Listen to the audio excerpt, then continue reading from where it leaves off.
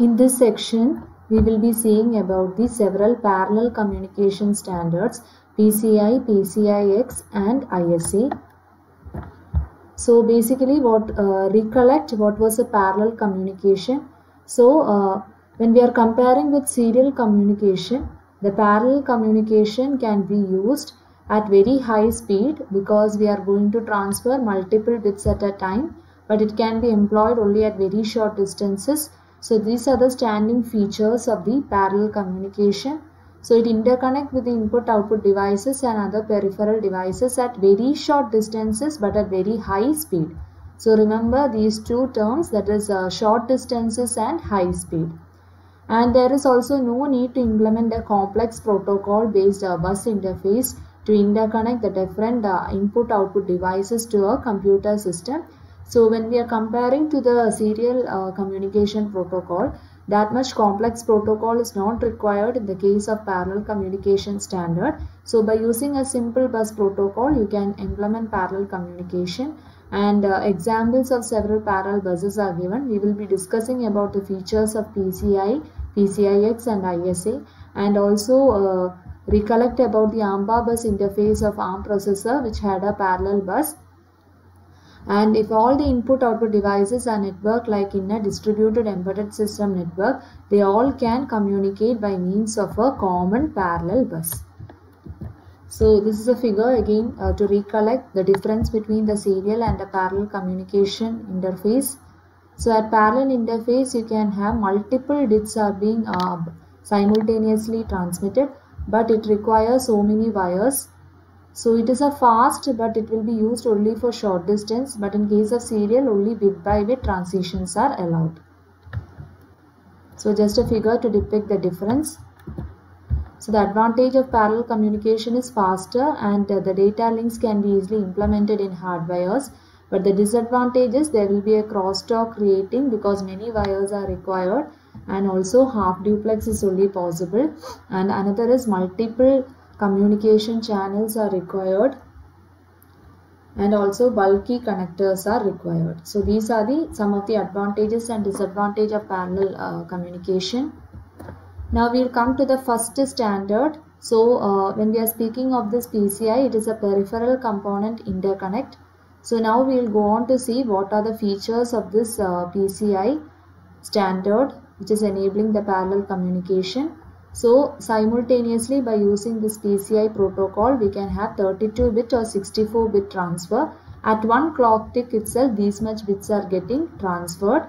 So it enables a host system to communicate to other device, for example like a NIC or a graphic card. And when we are having the input-output devices in distributed embedded system, all can interact with the help of a common parallel bus.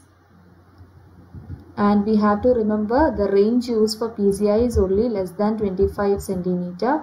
We know generally parallel communication use only short distance communication. So with the help of this PCI, that is peripheral component interconnect bus, what we can have distance less than 25 centimeter is used without having to implement a specific interface for each input-output device. So it is a simple type of bus interfacing, that is we do not require specific interfaces for each of the input-output device. If we are having a PCI bus, all the distributed input-output devices can interact with the help of this common bus, but the distance is less than 25 centimeter. So by using PCI, the host can communicate to the different type of input-output devices, for example like say NIC, graphic card, etc. And at one clock tick itself, these much bits are being getting transferred. So this is a figure of the PCI bus. So as you can see, there is a PCI bus and there are several input-output interfaces which is being connected to the PCI bus. And also understand that there is a PCI bus bridge. What is the function of this bridge? You can easily understand by looking at this figure, that is it's interconnecting this different types of PCI bus and the other types of memory devices. That is basically for this input-output devices. All these input-output devices, for example like LAN interface and also the several other type of devices, graphic interface, okay, and also these all these input-output devices, they will require only lesser bandwidth or memory when you are comparing it with the RAM, ROM, all these address bus, data bus, etc. So basically we can see the function of the bridge, that is it is a low speed parallel bus interfaces to a high speed system memory bus through a switching circuit called as bridge. That is a function of a bridge. So as you can see, we are having a low speed parallel bus. See in the figure, this is our low speed parallel bus which is interconnecting all these input output devices, and we have the high speed system memory bus, that is basically a processor. It is having all these main memories and it is having all this address bus, data bus, control bus. So to interconnect this high speed bus and this low speed bus, this is our low speed bus in this case. So to interconnecting of this high speed bus and the low speed bus, we are using the PCI bus bridge. Okay, that is a function of the bus bridge in this case. So basically the function of bus is to interconnect with the other bus systems. Okay, other bus and systems. So for the bridge, interconnecting this high speed and the low speed bus.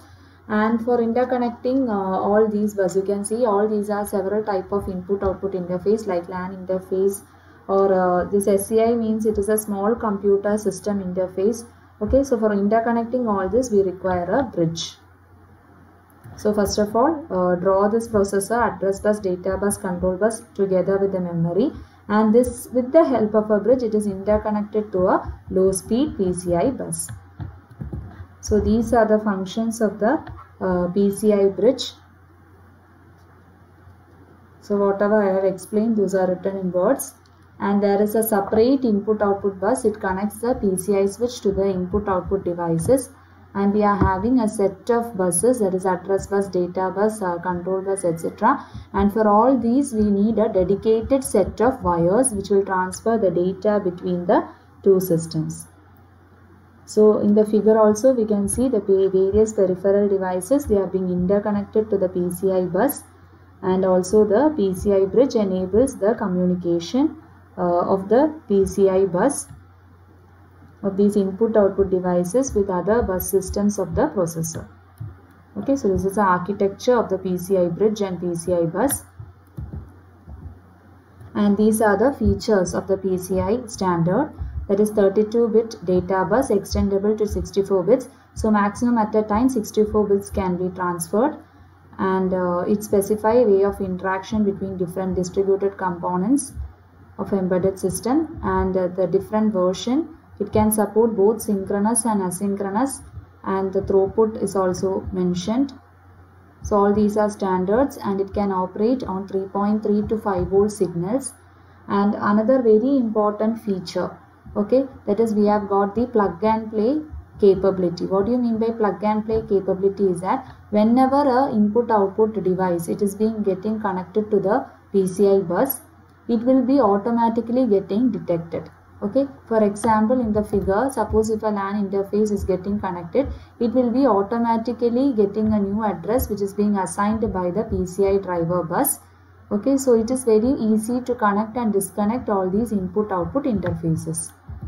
So that is the meaning here, automatic plug and play capability of IO devices, and the PCI driver will assign a new address.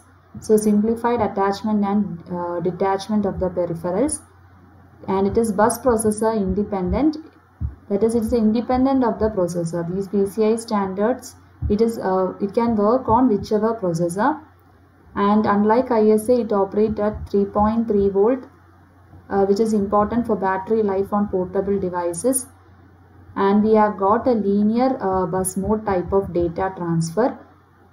So all these are the important features of the PCI bus standard. And also each and every device card, it uses a first in first out controller with a FIFO buffer for maximum throughput. So FIFO, that means we have got a read or write memory array, that is it will keep track of the order in which the data is entering into that particular module, and it will be reading the data out in the same order. So for every device which is using this PCI, we will be having a FIFO buffer for maximum throughput. And another important property is the identification number, that is whenever a device, as you can see in the figure, it is interconnecting to the PCI bus, it should be automatically getting detected, and there will be some identification. That feature is being mentioned here. So a device identifies its address space by 3 identification numbers. That is, whenever a device is getting connected, with the help of these 3 factors only, it is getting its identification number. That is, with the help of input-output port, with the help of memory location, and with the help of configuration registers. That is, totally address space of 256 byte will be allocated for each and every PCI device. Okay, and in that there will be a 4 byte unique ID. So understand that whenever a device it is getting connected to the PCI bus, for example a LAN interface, it is getting connected to a PCI bus, it will get its address based upon its input output port number, memory address number, and also a configuration register, and a total of 256 bytes address space will be allocated for each and every PCI device, out of which some bits will be allocated as a unique ID. Okay, next one is a PCI device identification. That is, whenever a device, for example, if you look at the figure, several type of input-output devices are being interconnected to this PCI bus. So whenever a device is getting connected to the PCI bus, identification has to happen in both ways. The device also must get to know that is, there should be an auto detection mechanism. The device also must get to know that it is now being connected to the bus, and the bus should assign an address to it based upon the 3 things which we have already discussed. So that is being mentioned here. So for the PCI device identification, there are 2 types of 16-bit register. Okay, 2 types of 16-bit registers are there in a PCI device. PCI device here means a PCI bus driver. So these 2 types of register will help the device to identify. That is, first 16-bit register, it will help the device to auto detect it, and another 16-bit register will help the device to get a device ID number. Okay, so this is how the two-way detection is done with the help of 2 16-bit registers. So remember all these features of the PCI. That is the most important features you have to remember. That is about the bit number, about the voltage, and the plug and play capability, and it is also processor independent, easy attachment detachment, and regarding the first in first out buffer, and how each and every device it is getting its identification number. So all these standards are being mentioned. So these 2 types of register will help in PCI device identification, two-way identification. First, it has to let the device auto detect it and then get its unique device ID number. So whenever we are plugging an input output device, automatically it is getting an address. So then we have the PCI X bus, that is the extension of our PCI, which is going to support more bits. The 64-bit 100 MHz data transfer. So the data bus width is going to be increased, and the clock speeds are also going to be increased. And all these PCI and PCI X bus, they are independent of the IBM PC architecture. So we can say the PCI S, that is the extended version of our PCI. So these are some of the features of the PCI extended versions. So higher data rates, and also backward compatible with the existing PCI cards. What do you mean by backward compatible? Okay, backward compatible means that with the existing system itself we can work. There is no need of any modification required. So whatever features was existing, okay, it will be enabled to be used with the older hardware or software without needing any modification. That is what we mean by backward compatibility. And also it can be used in high bandwidth devices and the maximum throughput, and also live insertion support is there. What we mean by live insertion support or hot swap is that an electronic device, it can be easily plugged in or removed even when the system is remaining under the power.